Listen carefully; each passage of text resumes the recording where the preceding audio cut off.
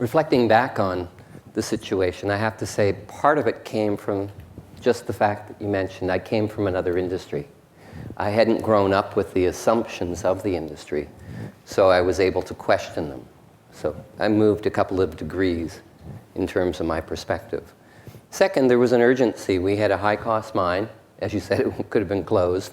A falling gold price, a rich neighbor that coveted our asset, a bad labor situation, management labor. We were into 3 years of what would be almost a four-year-long strike.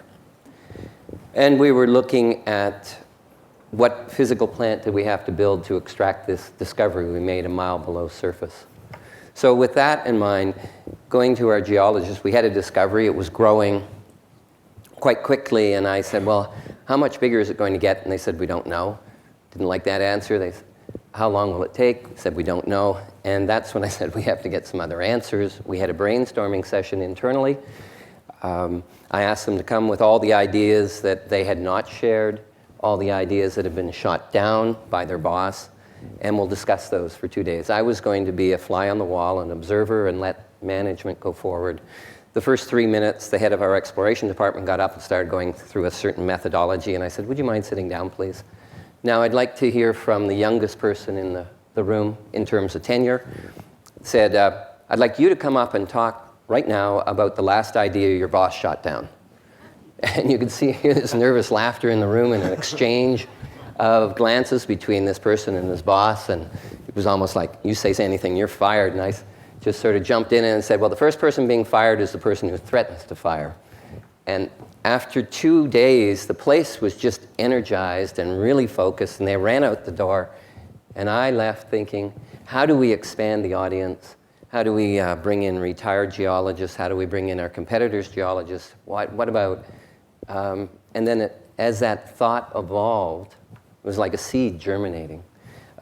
Got to the point, he said, well, you know, on every continent, there's a similar geological setting. There must be expertise there. But I didn't know what would be the template. And then I was going to MIT on a course put on by the Young Presidents Organization on information technology. And we had the dean of the business school, the IT, and the AI.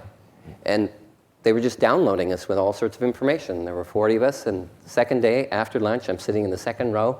They started talking about Linux, and then my mind just exploded. I said, there's a template. And I ran back home and said, we're going to take all our proprietary data and throw it up on the web, made it with software that allows you to see it in 2 and 3 dimensions, and ask the world to tell us where we're going to find the next 6 million ounces of gold, and throw in prize money of $500,000. And that was in 2000. So a gazillion people came in. There was a 400 megabyte file. 1,400 people from 50 countries came, and they came with just an incredible smorgasbord of ideas.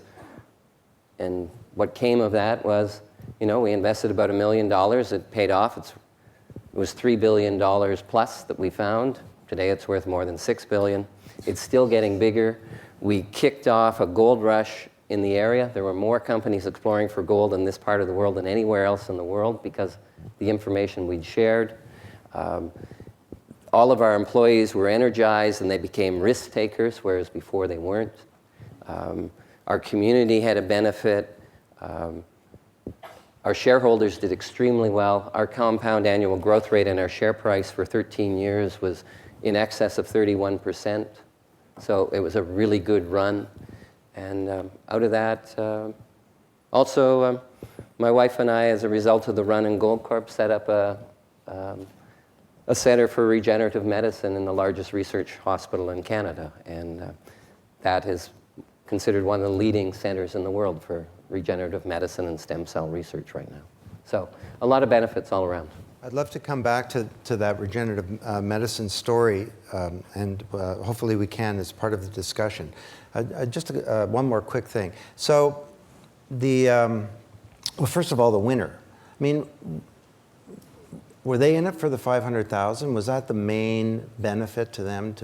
In fact, it was part of 500,000 because the prize money was divvied up, right? They didn't get all of that. Yeah. No, the winners, it was quite unusual. They were two competing geological consulting firms in Australia. Neither group had ever been to Canada.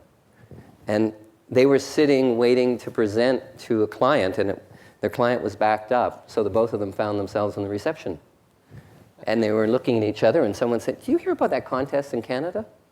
I could do this, but I can't do the other part." And the other fellow said, "Well, I could do that." And they put together this presentation that had a very advanced computer graphics in it. And the first time I opened the file, I opened it up and I fell out of my chair. I just had never seen anything like that in the industry before. And I got on the phone right after I saw it and called 3 institutional accounts that had followed our story but never bought it. And I said, "I want 5 minutes of your time this afternoon. Can you give it to me?" And I went over, and within an hour and a half, going around to these 3 accounts, there was 15 million shares order coming into the market.